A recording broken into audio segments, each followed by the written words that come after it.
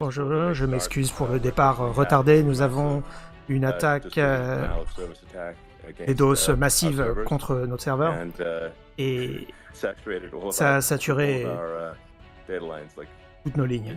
On parle de centaines de gigas de données qui étaient saturées. Et on pense qu'on a réussi à dégager la plupart de tout ça. Et maintenant, c'est l'heure de commencer. Cette attaque massive illustre qu'il y a beaucoup d'opposition à ce que les gens écoutent ce que le président Trump a besoin de vous dire. Donc je suis honoré d'avoir cette conversation. Et c'est une conversation, je veux le rappeler, c'est vraiment voulu pour donner une idée de ce que Donald Trump représente. Et c'est juste une... C'est difficile, vous savez, de comprendre ce que quelqu'un croit quand c'est une interview formelle, ils sont pas eux-mêmes dans cette interview. Et donc c'est pour ça qu'on vise vraiment à ce que ce soit ouvert d'esprit et que les gens se fassent leur propre opinion.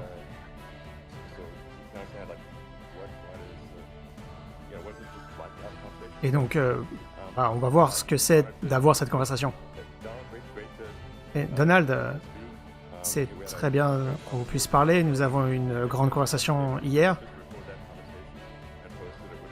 Et j'aurais aimé pouvoir l'enregistrer et la poster, mais je crois pas qu'on puisse être aussi sincère, aussi franc aujourd'hui. Oh, moi je pense qu'on va être très franc.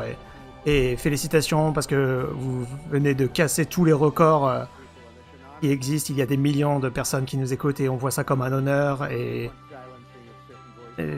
certaines personnes veulent nous réduire au silence.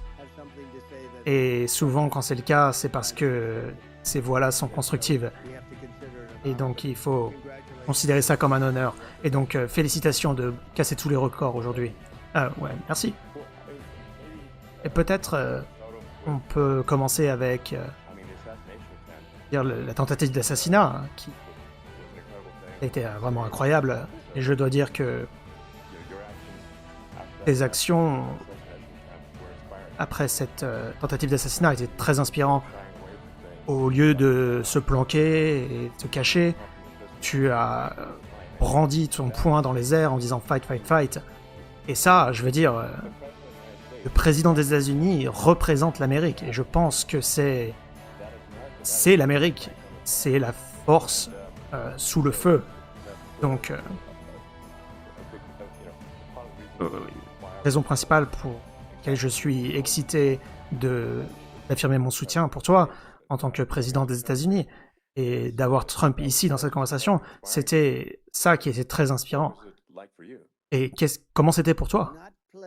C'était pas plaisant, ça je peux le dire. Il y avait du sang et je savais pas qu'il y avait autant de sang à perdre. Et les docteurs m'ont dit que l'oreille est un endroit qui saigne beaucoup quand elle est touchée. Et dans ce cas-là, c'était vraiment la meilleure alternative qui puisse arriver, parce que c'était allé au bon angle. Ça m'a touché durement. On pourrait dire que c'était surréaliste, mais c'était pas si surréaliste. Vous savez, dire quelque chose qui arrive comme ça, on peut dire oui que c'est surréaliste, et moi j'ai jamais ressenti ça avant, mais je savais dès le début que c'était une balle, je savais que ça avait touché l'oreille, parce que ça a vraiment tapé durement, mais ça a tapé l'oreille. Et j'ai entendu des gens qui criaient « balle, balle, balle, couchez-vous, couchez-vous ». Et ensuite, je me suis mis à terre très vite, et il y avait ensuite des balles qui fusaient au-dessus de ma tête. Et le plus grand miracle, c'était que je regardais dans la direction exacte où était le tireur, et ça m'a tiré dessus avec un angle qui était beaucoup moins destructif que ça aurait pu l'être, et c'était ça le miracle. Et ceux qui ne croient pas en Dieu, je crois vraiment que vous devez y repenser, parce que je suis un croyant, et maintenant je suis encore plus croyant qu'avant, et beaucoup de gens ont dit ça dans les dernières semaines. C'était vraiment incroyable que je me sois tourné à cet angle parfait pour éviter la balle. Et tout ça parce que j'ai mis à l'écran un graphique sur l'immigration. Et j'adore ce graphique. Et peut-être que c'est un signe, oui. Oui, c'est un signe sur l'immigration. Et tu viens de parler d'une... Oui, c'était...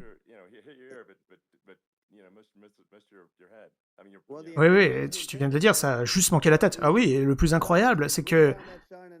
Et je leur ai dit, oui, mettez le graphique sur l'immigration. Et c'était justement, littéralement, un dixième de seconde. Ça aurait été un désastre. Et en fait, ça s'est bien passé, juste dépendant de la façon dont je regardais l'écran. Et c'était vraiment l'angle parfait qui était exactement pour ce tireur. C'était vraiment une situation très triste. Vous savez qu'on a perdu quelqu'un, Cory, un pompier, un homme extraordinaire, un Trumpiste convaincu. C'était une famille fantastique et un homme fantastique. Et un ami à moi m'a dit, Elon, je voudrais donner de l'aide à la famille. Et je leur ai dit, ok, c'était bien. Et je veux le dire que Elon a écrit un chèque de 1 million de dollars pour soutenir la famille. Et sa femme a dit, oui, merci pour le chèque, mais j'aurais préféré avoir mon mari à mes côtés.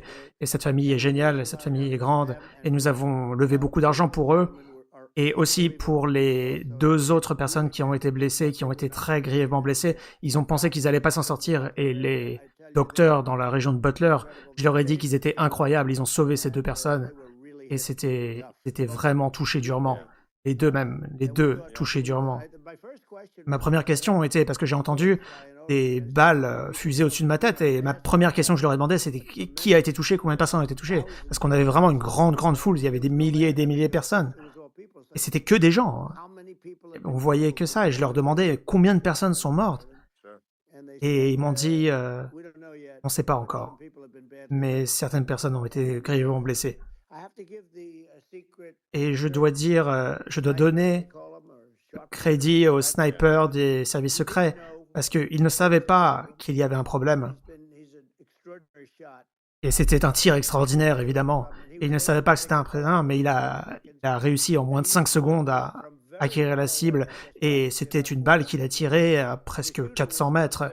Et oui, parce que le tireur était à 130 mètres, mais lui, il était de l'autre côté du champ, du podium, et il a vu la fumée sortir du canon, il a immédiatement reconnu la menace et a immédiatement tiré. C'était une balle parfaite de très très loin. Et s'il n'avait pas ça, Elon, je veux le dire, beaucoup plus de gens auraient pu être blessés, très très blessés ou même tués.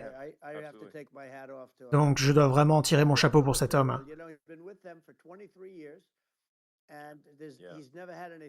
Ouais, parce que cet homme-là était dans notre équipe depuis 23 ans, il était dans les services secrets, et là tout d'un coup il y a une menace avec 23 ans où il s'est absolument rien passé, mais il a vu le fusil, il a vu la fumée sortir du fusil de très très loin. Et évidemment, il a des yeux, une très bonne vision, il a de très bons yeux. On a vraiment de la chance d'avoir un homme comme ça dans notre équipe. Mais il a visé très rapidement, et ils ont dit que c'était à peu près en 5 secondes, à longue distance, avec une seule balle. Parce que le tireur, lui, avait beaucoup plus de munitions, beaucoup de cartouches. Enfin, je veux dire...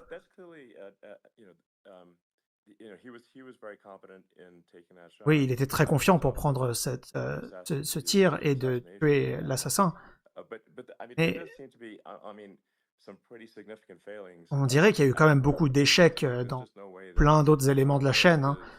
Comment ça se fait, par exemple, que ce tireur ait pu aller sur le toit à 130 mètres de vous? C'était vraiment fou. Moi, je pense que la plupart des gens se demandent comment est-ce que c'est possible. Oui, vous savez, moi je vois ça de 2 manières différentes. Déjà, il devrait y avoir personne sur le toit.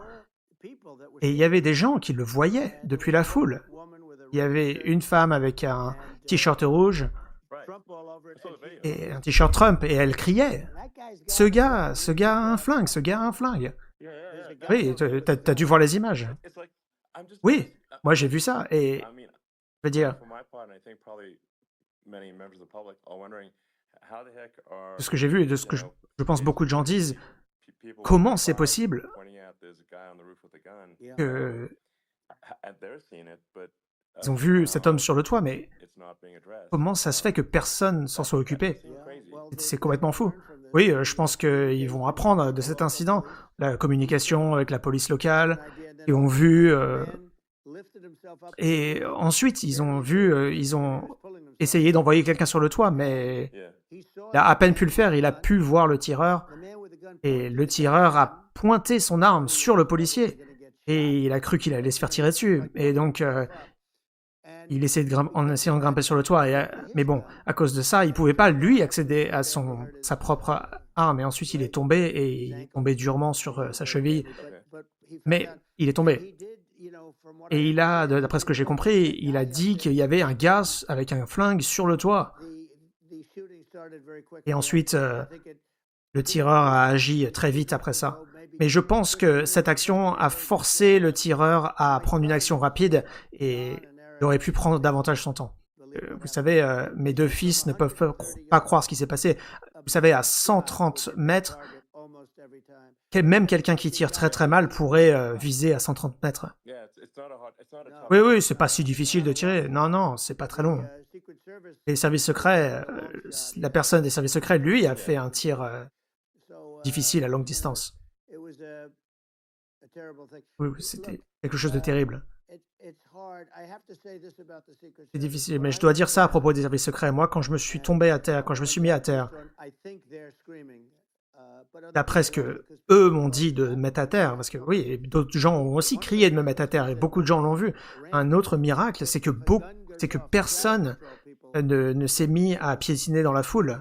Les gens sont restés en place, parce que souvent, quand il y a des tirs dans des grands stades comme ça, eh bien, les gens essayent de prendre la fuite et ils se piétinent. Mais ici, et à cause de ces mouvements de foule, beaucoup de gens peuvent y passer.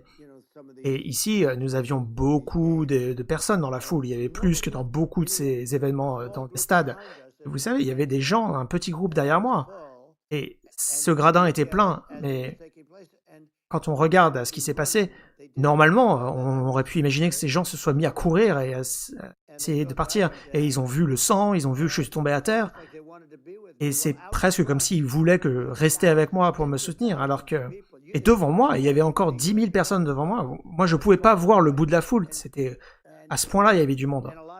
Et il y avait beaucoup de presse également. Beaucoup de caméras qui regardaient l'événement. Et c'est ce qui fait que c'est si différent, parce que normalement, quand des choses terribles arrivent, il n'y a pas beaucoup d'images de ça, mais alors que là, il y a beaucoup de vidéos de ce qui s'est passé. Donc, c'est incroyable. Mais une des choses intéressantes, c'est qu'il n'y avait personne qui a pris la fuite, personne ne s'est piétiné. Et il y avait des gens derrière moi, ils se sont levés et ils regardaient. Oui, moi je veux les rencontrer dans un meeting. Donc j'étais à terre, mais les services secrets, il y avait des balles qui volaient au-dessus de ma tête, vous pouvez les entendre, ça sifflait. Et ces gars m'ont sauté dessus. Et il y avait aussi une jeune femme, Kate, qui a sauté, et ils ont bougé très très vite. Et laisse-moi te dire, ça demande énormément de courage. Il y avait beaucoup de manque de coordination, évidemment. Les gens comprennent que le building aurait dû être sécurisé. Mais en fait, ce que je veux dire, c'est que il y a les choses que tout le monde a vues, mais je pense que ce building aurait dû être sécurisé par un sniper. Enfin, je veux dire, si le but est de vous assassiner, le but ce serait de monter sur le toit. Voilà. On ne pouvait pas demander un meilleur emplacement pour tirer. Oui, vous savez, en parlant du policier, il a fait ce qu'il devait faire. Il ne pouvait pas rester sur place. Et il a juste posé les yeux par-dessus la rambarde et il a vu le tireur. Et quand il est tombé, il s'est blessé à la cheville. Et ensuite, juste après, le tireur s'est mis à tirer. Et en fait, ce qu'on peut imaginer, c'est que le policier s'est mis à courir et le tireur, lui aussi, s'est mis en position très très rapidement. Et c'est peut-être ça qui a fait qu'il s'est loupé. Oui, parce que sinon, il aurait sans doute réussi. Ça aurait pu être un plus gros problème. Mais oui, il vous aurait complètement touché si... Parce qu'il était quand même assez proche. Oui, c'était un miracle. Si j'avais pas bougé ma tête, on ne se parlerait pas en ce moment. Autant que je t'aime, Elon, on ne serait pas en train de se parler si j'avais pas tourné la tête à un dernier moment. Oui, je serais en train de te parler d'un endroit différent. Oui, c'était vraiment terrible, c'était une expérience terrible. L'hôpital de Butler a fait un travail formidable. Les docteurs étaient vraiment bons, tout le monde était très bon. Il y avait une erreur, si quelqu'un... Il y a une erreur dans tout ça, si effectivement quelqu'un savait. Oui, vous savez, les gens avaient un mauvais pressentiment qu'il y avait quelqu'un dans les parages. Et vous savez, on peut dire souvent quand il y a quelque chose qui cloche. Oui, on a fait beaucoup de meetings et souvent ils me disent oui, est-ce qu'on peut retarder de 10 minutes? Est-ce qu'on peut retarder à cause de, par exemple, d'un orage? Et ça arrive souvent. Et ça aurait été pareil, ça aurait été un moment parfait de retarder le meeting et pourtant ça a été mal coordonné.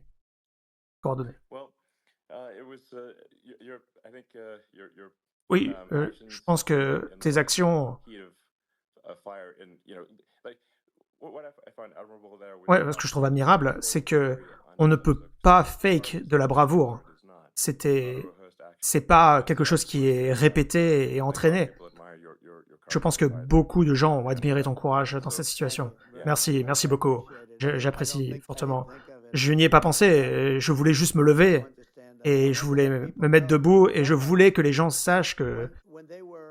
Vous savez, quand ils étaient en train de me couvrir et de me protéger, et très bravement, et je leur ai dit non, je veux me lever, je veux me lever. Et ils voulaient me mettre sur un brancard, mais moi je voulais pas du brancard. Et moi je savais que j'étais pas touché ailleurs, je savais que j'avais été touché, mais il y avait beaucoup de sang, mais eux pensaient que j'étais touché ailleurs. Et ils me disaient, monsieur, vous avez été touché plusieurs fois. Et moi je leur ai dit, non, non, non, j'ai été juste touché à l'oreille, laissez-moi me lever. Et donc je me suis levé. Et la foule ne savait pas trop quoi penser. C'était vraiment... Il y avait vraiment beaucoup de gens. Et vous voyez qu'ils étaient confus. Ils ne savaient pas quoi penser. Et je voulais leur laisser savoir que j'étais OK et que j'allais bien. Et ils étaient complètement dingues quand ils m'ont vu me lever.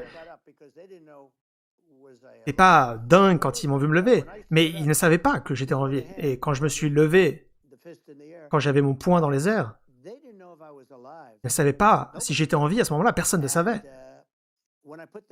Et quand j'ai mis mon poing en l'air, ils étaient rassurés et heureux. Et oui, à ce moment-là, la foule est en délire. C'était incroyable, c'était un incroyable mouvement. Eh bien, en parlant de ce graphique qui t'a sauvé la vie, à propos de l'immigration illégale, eh bien, peut-être qu'on devrait en parler. Oui, oui, t'as raison. L'immigration illégale a sauvé ma vie, si tu peux le croire. C'était l'angle exact. Ouais, j'ai été sauvé par l'immigration illégale. Oui, écoutez, regarde un peu les chances. C'était l'angle parfait. Et la chose incroyable, c'était que ce graphique, je l'utilise à peine 20% des meetings. Et pourtant, c'est toujours posé à ma gauche et je le mets toujours à la fin de mon discours. Et là, cette fois-ci, il l'avait à ma droite et c'était au début et pas à la fin. Et même les gens qui devaient mettre en place le graphique, eh ben, ils s'étaient pas préparés pour le mettre aussitôt. Et j'ai regardé à ma droite et à ce moment-là, la balle est passée et a sifflé dans mes oreilles. Donc, c'était génial. Hein. Mais si tu penses aux chances que ça puisse arriver, normalement, je n'utilise pas ce graphique. Normalement, je l'aurais pas utilisé, je l'aurais pas mis à l'écran. Moi, je pense que c'est un acte de Dieu, c'est un miracle ce qui s'est passé. Et je suis honoré.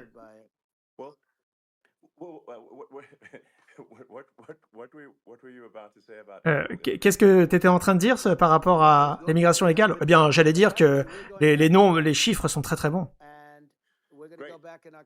Et oui, nous allons y retourner en octobre à Butler.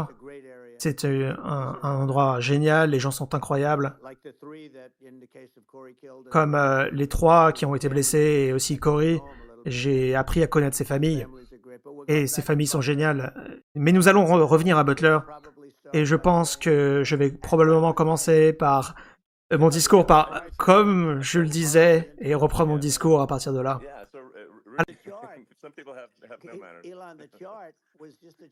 Non, mais le graphique était vraiment juste un graphique. Et la semaine dernière, nous avions les meilleurs chiffres de l'immigration illégale. Et c'était ma dernière semaine dans le bureau ovale, on avait les chiffres les plus bas. Et c'est ce que montrait le graphique. C'était vraiment, j'étais très très fier de ces chiffres. Et ensuite, vous avez vu ce qui s'est passé avec Kamala et Joe. Vous avez vu ce qui s'était passé. Ils ont laissé passer les gens. Et moi, j'avais toute la politique du Remain in Mexico, j'avais toutes ces politiques qui étaient si bonnes.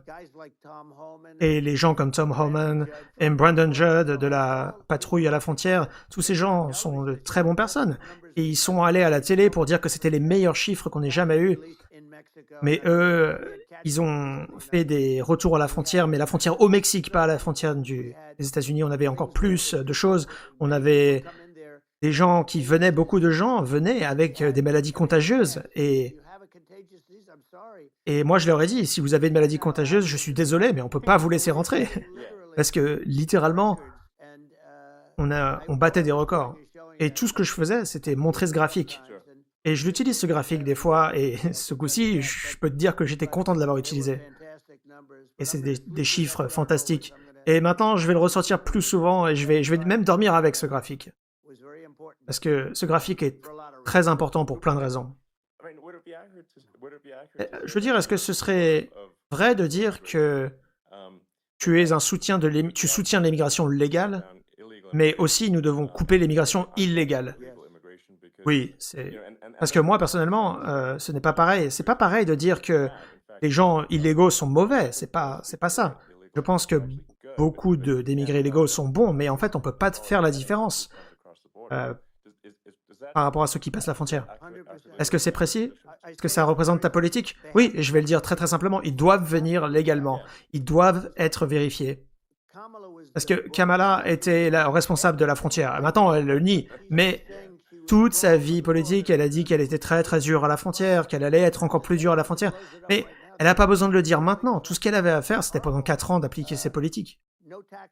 Maintenant, elle dit pas de taxe sur les pourboires, alors que maintenant, elle le dit, alors que moi, ça fait des mois que je le dis. Et d'ailleurs, pendant leur politique, ils faisaient exactement l'opposé. Non seulement ils taxaient les pourboires, mais en plus, ils ont engagé 80 000 agents fiscaux pour pouvoir pour attaquer les serveurs et les gens qui bénéficient de pourboires pour vérifier qu'ils déclaraient bien.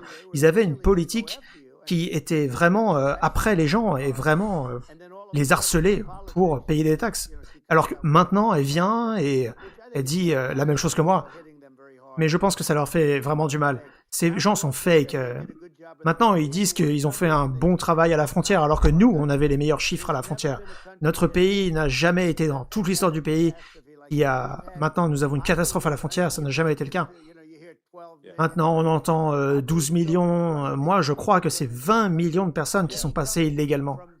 Et ils viennent depuis de prisons, d'instituts de fous, et beaucoup de gens sont des terroristes. Et je vais te dire, ils ne viennent pas juste d'Amérique du Sud, ils viennent aussi d'Afrique, ils viennent d'Asie, ils viennent du Moyen-Orient, ils viennent de pays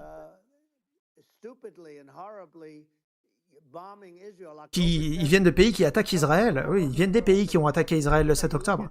Et c'est vraiment triste, hein. Tout ce qui s'est passé le 7 octobre, c'est très très triste parce que ça n'aurait jamais dû arriver. C'est triste quand vous regardez à l'Ukraine, ça n'aurait jamais dû arriver non plus. Nous avons un gouvernement qui ne fonctionne pas, ces gens ne fonctionnent pas, ils ne devraient pas diriger le gouvernement. Mais il y a des millions de gens qui passent par mois. Et ensuite, elle, Kamala, vient et essaie de prétendre qu'elle va y faire quelque chose, alors que ça fait 3 ans et demi qu'elle aurait pu le faire. Et d'ailleurs, il leur reste 5 mois de présidence, hein, mais non, ils vont rien faire, c'est que des paroles. Elle est incompétente et il est incompétent, et franchement, je pense que elle est encore pire que lui. Ça veut dire quelque chose, parce que lui, il est vraiment mauvais. Oui, je pense que c'est essentiel d'avoir une frontière sécurisée. On ne peut pas être un pays à moins d'avoir une frontière. Oui, et aussi les élections, sécuriser les élections. Oui, absolument, les élections sécurisées. Donc c'est essentiel d'avoir une vraie frontière, ou alors on ne peut pas fonctionner comme pays. Et d'avoir aussi des services essentiels qui sont pris d'assaut par ces migrants. Mais puisqu'on en parlait avant, je pense que d'avoir l'immigration légale, d'avoir un processus d'immigration légale et qui est efficace, et je parle comme quelqu'un qui est un immigrant légal dans ce pays. Je pense que... Enfin, une façon d'y penser, c'est qui est-ce que vous voulez dans votre équipe? Qui tu veux dans l'équipe Amérique? Moi, je pense qu'on veut des gens qui... on veut leur dire... on veut laisser des gens qui vont... contribuer à notre société et à notre économie. Et qui est-ce que tu veux dans l'équipe? Et c'est pas pour dire que... Moi, ce que je vois, c'est que probablement la plupart des immigrés illégaux sont des gens qui travaillent très dur, mais certains ne le sont pas. Et il y a un peu ce problème avec les élections où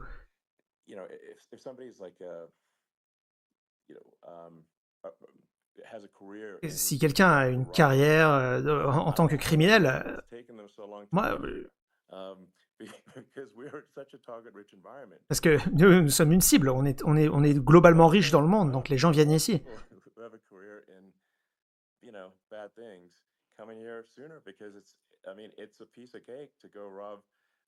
Oui, je suis étonné que pas plus de criminels essaient de passer la frontière parce qu'ils veulent prendre la part du pays, leur part du pays. Et le truc avec l'Amérique, c'est que si tu essaies de te défendre par rapport à celui qui t'attaque, ben c'est toi qui vas finir en prison. Et oui, notre police est très bonne, mais elle n'est pas autorisée à faire son travail. Et je déteste le dire, mais c'est vraiment, oui, je déteste le dire parce que c'est horrible. Mais il y a beaucoup de gens qui ne devraient pas être ici. Et je pense que c'est beaucoup plus de monde que ce que toi tu dis. Hein. Oui, ils disent vraiment des gens, ils vident les prisons dans notre pays. Et si tu étais président des pays depuis lesquels ils viennent, tu les enverrais exactement pareil. Par exemple, au Venezuela, ils ont de moins en moins de crimes. Eh bien, ils prennent leurs dealers, ils prennent leurs prisonniers et ils vident leurs prisons chez nous. Leurs meurtriers, leurs violeurs. Et ils les livrent à l'Amérique.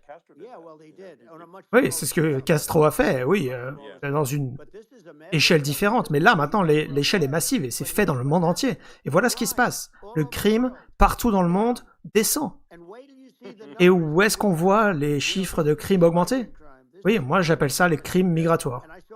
Et je l'ai vu aujourd'hui à New York aujourd'hui, où quelqu'un s'est fait poignarder et il a violé la copine d'un homme qui ne pouvait que regarder. Et c'était un mec qui venait d'une association de sans-abri et il l'a poignardé. Et ce sont des gens qui sont très très durs, ce sont des gens qui sont en prison pour meurtre. Et ils les relâchent dans notre pays et ils leur disent « Si tu viens, on va te... » Et s'ils revenaient dans leur pays, ils se feraient tuer. Ils auraient la peine de mort dans leur pays, mais ils viennent chez nous. Ce sont des criminels qui font passer nos criminels américains pour des gens formidables. Et elle, Kamala, elle est responsable de ça. Maintenant, elle dit qu'elle n'a aucun lien avec tout ça, mais c'est une menteuse. Elle était responsable de la frontière depuis le premier jour, elle était responsable de la frontière. Elle n'y est même pas allée. Elle est allée une fois, et un endroit qui n'était même pas problématique, elle y est allée, elle est ressortie tout de suite. Non, c'était un endroit qui avait même pas de problème, mais elle était responsable de la frontière. Et il faut pas les laisser continuer avec leur campagne de désinformation. Maintenant, elle dit qu'elle n'était pas vraiment impliquée, et toute cette chose-là, c'est horrible. Elle était complètement responsable de la frontière, elle aurait pu couper la frontière, et lui, Biden, il sait même pas ce qui se passe. Tu lui fermerais la frontière sous le nez, il l'aurait même pas remarqué. Mais elle, le fait est qu'elle était responsable de la frontière, et il n'y a même pas besoin de l'appeler comme ça. Mais c'est vrai, elle était en charge de la frontière, et la frontière était la pire qu'on ait jamais eue. Oui, mais c'est vrai que ça marche pas, mais non, c'est horrible. Que ce soit une question d'intention ou d'incompétence, de toute manière, nous n'avons pas une frontière sécurisée, et nous avons des gens qui passent sans problème, et on dirait vraiment des gens on dirait une infestation de zombies parfois. Et parfois, il faut se demander, est-ce que c'est vrai, vraiment, ce qui se passe? Parce qu'on voit des choses et on se dit, mais attends, est-ce que c'est vrai? Et moi, j'y suis allé à la frontière à Eagle Pass et j'ai vu de mes propres yeux. Et je me suis dit, attends, mais c'est vrai! Je le vois vraiment devant mes yeux. Et j'ai posté une vidéo live. J'y suis allé, j'ai pris l'avion pour y aller et je me suis dit, mais attends, mais c'est vrai? Est-ce que les gens imaginent ce qui se passe? Et moi, je les ai vus, j'ai vu les gens passer par-dessus la frontière. Et je dois dire, les gens qui passaient, moi, je les trouvais pas vraiment sympas. Hein. Alors, regardez ma vidéo, vous allez voir, ces gens-là, ils ont pas l'air très amicaux. Hein. Ce sont des gens que... Oui, ces gens, ce sont des gens très très durs qui passent. Et moi, je connais des gens très durs. Et eux, ce sont des gens que nous ne voulons pas dans notre pays. Et vous voyez les caravanes qui rentrent. Et qui fait ça? Eh bien, ce sont les gens qui sont à la présidence de ces pays. Et moi, je ferais pareil si j'étais dans leur cas. Le fait que c'est brillant, parce qu'ils prennent tous leurs mecs mauvais, tous leurs criminels, et je déteste le dire, mais la raison pour laquelle le nombre est plus grand que ce que tu crois, c'est qu'ils prennent aussi les gens au chômage. Ils prennent aussi les gens qui sont au chômage chez eux, pour différentes raisons, soit parce qu'ils travaillent, soit parce qu'ils ne peuvent pas travailler, ou peu importe. Et ils se débarrassent d'eux, ils les mettent dans les caravanes, et aussi, ils nous donnent leurs meurtriers et les gens qui sont des criminels. Et ils viennent dans notre pays dans des niveaux que nous n'avons jamais vus auparavant. Et j'ai vu une publicité juste avant de venir ici, en venant ici, et j'ai vu une pub de Kamala qui disait que comme quoi elle allait donner de la sécurité à la frontière. Mais qu'est-ce qu'elle a fait depuis 3 ans et demi? Il y a 20 millions de personnes maintenant. Oui, je pense que, franchement, c'est un problème fondamental et existentiel pour les États-Unis. Si nous avons encore 4 ans de frontières ouvertes, avec 4 ans de plus, ça va être encore pire que ce que ça a été pendant les 3 dernières années. Moi, je pense qu'on n'aura plus de pays au bout de 4 ans. Elon, vraiment, s'ils viennent, vous allez avoir entre 50 et 60 millions de personnes. Pas que des gens d'Amérique latine, mais de partout dans le monde. Oui, quand on pense à Amérique latine, on parle de l'Honduras, du Salvador, Guatemala et de Mexico. Ce sont les 4 principaux, mais c'est pas ça. Ils viennent de partout. Ils viennent de partout. Oui, je pense que c'est super important comme point. Parce que moi, quand j'y étais, on voyait que la plupart des gens n'étaient même pas de Mexique. C'est juste qu'il y a une frontière avec le Mexique, mais ces gens-là venaient de la terre entière.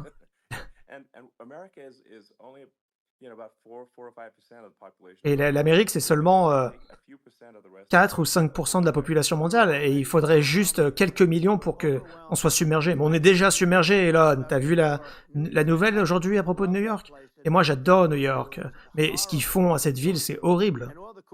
Et tout ce que les cours de justice font, ils se focus sur moi, alors que moi, j'ai rien fait de mal. Moi, je me suis juste plaint que l'élection était truquée. Mais vous voyez, il y a des gens qui viennent d'Afrique, qui viennent du Congo, et il y a 22 personnes qui sont venues du Congo récemment, et ce sont des meurtriers. Et ils les prennent des prisons de là-bas, et c'est très...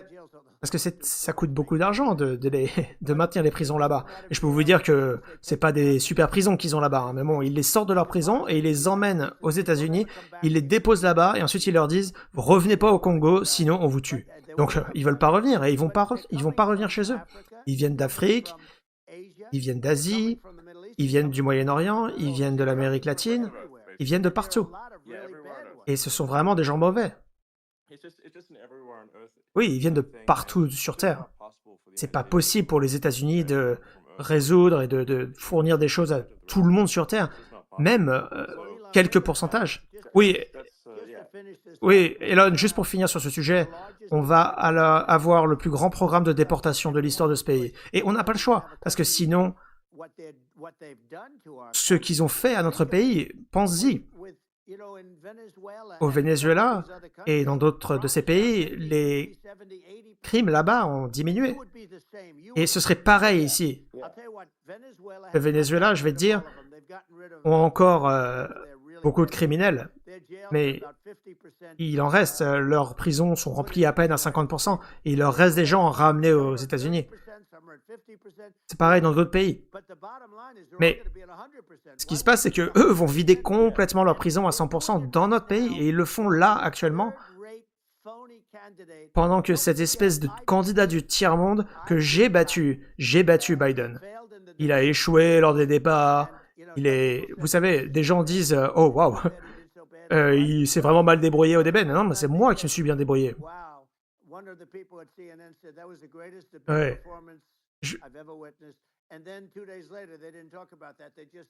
Ouais, le jour même, CNN a dit que c'était le meilleur débat qu'ils aient jamais vu, la meilleure performance, et ensuite, au bout de 2 jours, ils en parlaient plus. Mais moi, ce que je peux dire, c'est que on peut pas se permettre d'avoir Kamala. Elle est incompétente. Elle n'a rien fait, elle n'a pas fait d'interview depuis le début de cette histoire de coup d'État qu'elle a fait. Et dis ce que tu veux, c'était un coup d'État. C'était le coup d'État pour la présidence des États-Unis. Le président ne voulait pas partir et elle lui a dit on peut faire ça de la façon gentille ou de la façon méchante, c'est comme tu veux. Oui, ce qu'on peut dire, c'est qu'ils l'ont complètement dégagé. Oui, et puis moi je suis pas fan de Biden, c'est un président horrible. Il est président de l'histoire, mais moi je vous le dis, l'attaque sur Israël n'aurait jamais attaqué, la Russie n'aurait jamais attaqué l'Ukraine et on n'aurait pas d'inflation. Et on n'aurait pas eu le problème en Afghanistan, il n'y aurait pas eu ce retrait. Et pense-y, si on prend ces 3 événements, si on retire ces 3 événements, eh bien, le monde aurait été complètement différent. Oui, je pense que tout ce que tu expliques, c'est un point très important. Tous ces pays qui pensent à faire des choses mauvaises, quand on y pense, ils pensent à que vont faire les Américains par rapport à ça? Et ils se demandent est-ce qu'ils ont peur du président américain? Et si c'est quelqu'un qui ne respecte pas, eh bien... Et moi, je pense qu'ils... Regarde, en voyant les images de la tentative d'assassinat, moi, je pense qu'ils se diraient... Le président Trump, il faut pas commencer à lui chercher de la merde avec lui. Et là, évidemment, ils n'ont pas du tout été intimidés par Biden. Et certainement, ils vont pas être intimidés par Kamala. Et il faut regarder ça dans le contexte de la sécurité dans le monde. Si le président américain est quelqu'un... Si le président américain inspire de la peur dans les dictateurs du monde, eh bien c'est une bonne chose. Oui, moi j'avais une bonne relation avec Poutine, même si on me disait qu'il y avait le hoax de la Russie qui avait été créé par Hillary Clinton et Adam Schiff, ou c'est des gens mauvais, des gens qui sont malades. Schiff est vraiment une personne malade. Moi je pense qu'il va finir sénateur, mais c'est dur à croire, mais bon, c'est pas grave. Mais vous savez, ils ont mis notre pays en danger avec ce truc-là, en imaginant des histoires, et ensuite moi j'ai dû me débattre de toute cette diffamation. Mais je connais Poutine très très bien, je m'entends bien avec lui, il me respectait, et c'est une de ces choses que... On parlait beaucoup de l'Ukraine, c'était ce que lui voulait. Et moi je lui disais non, t'y vas pas. Oui, vous savez, moi j'ai coupé le Nord Stream 2, le pipeline. Je l'ai coupé. Biden est arrivé et ensuite ils ont dit que c'était moi qui étais super fan de Poutine et que j'aimais la Russie, mais non. Non, Poutine m'a dit une fois, je déteste te voir parce que t'es mon ennemi. Et ce président pathétique arrive au pouvoir et le premier truc qu'il fait, il coupe le pipeline Keystone. Biden coupe le pipeline Keystone, il le coupe. Et c'était beaucoup d'emplois qui ont été perdus que Obama avait déjà bloqué le projet, alors que moi, dès ma première semaine, j'ai approuvé la construction du pipeline. Et d'ailleurs, c'était beaucoup mieux pour l'environnement que ce que eux disaient. Et c'est beaucoup mieux au niveau de l'environnement que ce qui se passe en Ukraine avec la guerre. Mais pense-y, ils ont arrêté le projet du pipeline, le pipeline Keystone. Il l'a coupé. Et ensuite, il a approuvé le pipeline avec la Russie. Non, ça a aucun sens. C'est complètement inconsistant. Non, je pense que c'est important de souligner que l'importance énorme que le président des États-Unis soit intimidant. Parce que, et c'est très important pour la sécurité mondiale. Parce que il y a vraiment des personnages très très durs dans ce monde. Et s'ils ne pensent pas que le président américain est dur avec eux, ben, ils peuvent faire ce qu'ils veulent. Et ils mettent le monde en danger. Oui, tu sais, Elon, moi je les connais tous, je connais Poutine, je connais le président Xi, je connais Kim Jong-un, je les connais tous. Laisse-moi te dire. Les gens disent, oh, c'est terrible, il les connaît. Moi, je ne leur dis pas qu'ils sont bien ou mauvais. Ils sont au meilleur de leur jeu, ils sont au top, ils sont malins, ils sont vicieux et ils vont protéger leur pays. Ils aiment leur pays, c'est une différente forme d'amour, ils doivent protéger leur pays. Mais ce sont des gens qui sont très difficiles, ils sont au top de leur game. Et quand ils voient Kamala ou quand ils voient Sleepy Joe, ils peuvent même pas y croire. Ils peuvent pas croire que ce soit arrivé. Toutes les choses que vous voyez aujourd'hui. Regarde ce qui s'est passé avec Israël. Ils, ils sont tous en train d'attendre une attaque de l'Iran. Et je vous le dis, moi, quand j'y étais, l'Iran n'aurait jamais attaqué. Et je dis ça avec respect, parce que je pense qu'on aurait été bon